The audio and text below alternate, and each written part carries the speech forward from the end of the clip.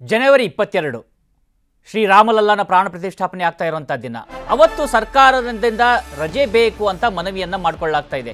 ಜನವರಿ 22ಕ್ಕೆ ರಜೆ ಬೇಕು ಅಂತ ಮನವಿಯನ್ನ ಮಾಡಿಕೊಳ್ಳಲಾಗ್ತಾ ಇದೆ. ಶಾಲಾ ಕಾಲೇಜುಗಳಿಗೆ ರಜೆಯನ್ನ ಘೋಷಿಸಿ ಅಂತ ಆಗ್ರಹವನ್ನ ಕೂಡ ಮಾಡಲಾಗ್ತಾ ಇದೆ. ಹಿಂದೂ ಸಂಘಟನೆಗಳಿಂದ ಗವರ್ನರ್ಗೆ ಮನವಿಯನ್ನ ಮಾಡಿಕೊಳ್ಳಲಾಗಿದೆ. ಇದೊಂದು ಐತಿಹಾಸಿಕ ಕ್ಷಣ. ಅವತ್ತು ಮಕ್ಕಳು ಲೋಕಾರ್ಪಣೆಗೆ ಸಾಕ್ಷಿ ಆಗಬೇಕು. ಕರ್ನಾಟಕದ ಹನುಮನ ನಾಡು ರಜೆಯನ್ನ ಘೋಷಿಸಿ ಅಂತ ಮನವಿಯನ್ನ ಮಾಡಿಕೊಳ್ಳಲಾಗ್ತಾ ಇದೆ. ಈ ಮೂಲಕವಾಗಿ ಒಂದು ಸಂದೇಶವನ್ನ ಸರ್ಕಾರ ಸಾರಬೇಕು. 500 ವರ್ಷಗಳ ನಿರಂತರ ಹೋರಾಟಕ್ಕೆ ಸಿಕ್ಕಂತಹ ಗೆಲುವಿದು. ಈ ಕ್ಷಣವನ್ನ ನಮ್ಮ ಮಕ್ಕಳು ಕಣ್ತುಂಬಿಕೊಳ್ಳಬೇಕು. ಮುಂದಿನ ಪೀಳಿಗೆಗೆ ಈ ವೈಭವವನ್ನ ದಾಟಿಸಬೇಕು. ಹೀಗಾಗಿ ರಾಜ್ಯದ ಎಲ್ಲಾ ಶಾಲಾ ಕಾಲೇಜುಗಳಿಗೆ ಅವತ್ತು ರಜೆಯನ್ನ ಘೋಷಿಸಿ ಅಂತ ಒತ್ತಾಯವನ್ನ ಮಾಡಿಕೊಳ್ಳಲಾಗಿದೆ.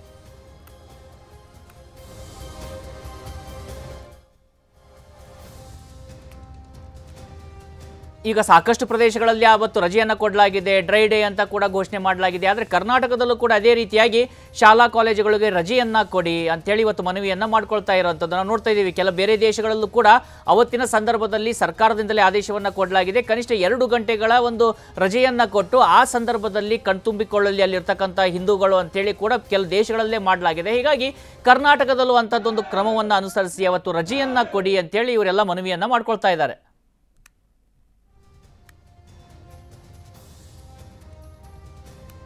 ಇನ್ನು ಜನವರಿ 22ರಂದು ರಾಮ ಮಂದಿರ ಉದ್ಘಾಟನೆ ಹಿನ್ನೆಲೆಯಲ್ಲಿ ಜನವರಿ 22ಕ್ಕೆ ಶಾಲಾ ಕಾಲೇಜು ರಜೆ ಘೋಷಣೆಗೆ ಒತ್ತಾಯವನ್ನ ಮಾಜಿ ಸಚಿವ ಜಾರಕಿಹೊಳಿ ಕೂಡ ಮಾಡಿದ್ದಾರೆ. ಸರ್ಕಾರ ಘೋಷಣೆ ಮಾಡದೇ ಇದ್ರೆ ನೀವೇ ರಜೆ ಹಾಕಿ ಅಂತ ಗೋಕಾಕ್ನ ತಮ್ಮ ನಿವಾಸದಲ್ಲಿ ರಮೇಶ್ ಜಾರಕಿಹೊಳಿ ಹೇಳಿಕೆಯನ್ನ ಕೊಟ್ಟಿದ್ದಾರೆ. ಹೋಗೋರು ಹೋಗ್ಲಿ, ಉಳಿದವರು ರಜೆ ಹಾಕಿ ಅಂತ ಶಾಸಕ ಹೇಳಿರುವಂಥದ್ದು.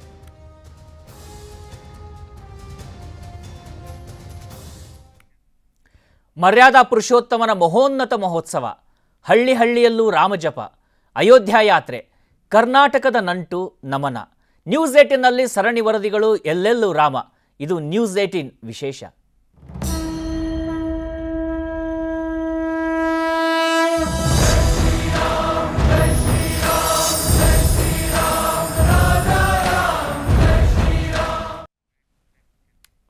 ದೇಶಾದ್ಯಂತ ರಾಮನಾಮ ಜಪ.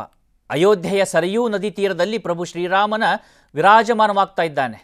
ಹೀಗಾಗಿ ಕೊಪ್ಪಳ ಜಿಲ್ಲೆಯ ತುಂಗಭದ್ರಾ ನದಿ ತೀರದಲ್ಲೂ ಒಂದು ಅಯೋಧ್ಯೆ ಇದೆ. ಅಲ್ಲೂ ಕೂಡ ಸಂಭ್ರಮ ಕಳೆಗಟ್ಟಿದೆ.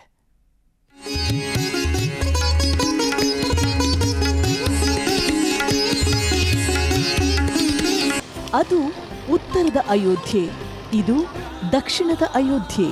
ಅದು ಸೂರ್ಯವಂಶದ ನಾಡು, ಇದು ನಮ್ಮ ಕರುನಾಡು.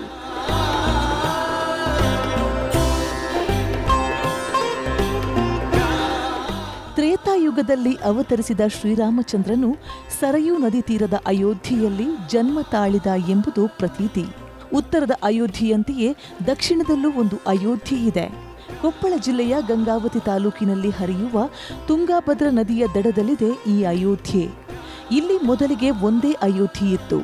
ಇತ್ತೀಚೆಗೆ ಹಳೆ ಅಯೋಧ್ಯೆ ಜೊತೆ ಹೊಸ ಅಯೋಧ್ಯೆ ಎಂಬ ಹೊಸ ಊರು ಸೃಷ್ಟಿಯಾಗಿದೆ.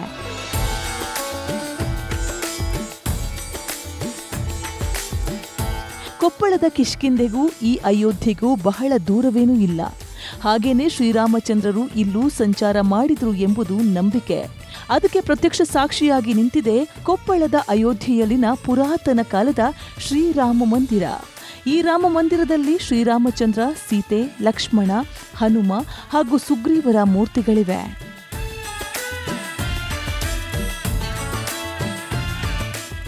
ಕರ್ನಾಟಕದಾಗ ಭಾಳ ಮಂದಿಗೆ ಗೊತ್ತಿಲ್ಲ, ಇತ್ತಿತ್ತಲಾಗಿ ಬೆಳಕಿಗೆ ಬರ್ತೈತೆ. ಇದು ಕೊಪ್ಪಳ ಡಿಸ್ಟಿಕ್ಕು ಗಂಗಾವತಿ ತಾಲೂಕದಿಂದ 9 ಕಿಲೋಮೀಟರ್ದಲ್ಲಿ ತುಂಗಭದ್ರಾ ನದಿ ದಂಡೆ ಮೇಲೆ ಹಳೆ ಅಯೋಧ್ಯೆ ಅಂತ ಅದ. ಈಗ ನಾನು ಬೆಳಗಾವಿ ಡಿಸ್ಟಿಕ್ ಚಿಕ್ಕೋಡಿ ತಾಲೂಕು ಶಬನೇವಾಡಿಯಿಂದ ನಾನು ಅಯೋಧ್ಯೆದಾಗ ಇರ್ತೇನೆ ಅಂದರೆ ನನಗೆ ಅಯೋಧ್ಯೆದಾಗ ಅಲ್ಲಿರ್ತೀಯ ಅಂತ ಕೇಳ್ತಾ ಇದ್ರು.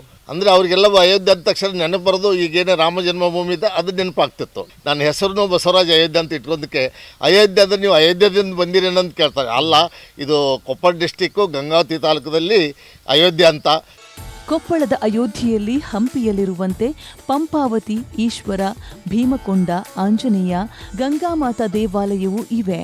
ತುಂಗಭದ್ರಾ ನದಿಯಲ್ಲಿ ಚಿದಾನಂದ ಅವಧೂತರ ಕಟ್ಟೆಯೂ ಇದೆ. ಇವೆಲ್ಲವೂ ವಿಜಯನಗರ ಅರಸರ ಕಾಲದಲ್ಲಿ ಕಟ್ಟಿದ ದೇವಾಲಯಗಳು. ವಿಜಯನಗರ ಸಾಮ್ರಾಜ್ಯ ಸ್ಥಾಪನೆ ಆದಾಗಲೇ ಅಯೋಧ್ಯ ಅಂತ ಹೆಸರು ಬಂತು. ಎಲ್ಲ ದೇವಸ್ಥಾನಗಳು ಅಷ್ಟು ಪಂಪಾಪತಿ, ಈಶ್ವರ ದೇವರು, ಹನುಮಂತರಾಯ, ರಾಮಾಲಯ, ಶಿವನಬುತ್ತಿ, ಭೀಮನ ಡೋಣಿ, ಸೀತಿ ಸೆರಗ ಎಳೆದದ್ದು, ಚಿದಾನಂದ ಸ್ವಾಮಿ ಇವರೆಲ್ಲರೂ ಬಂದರು.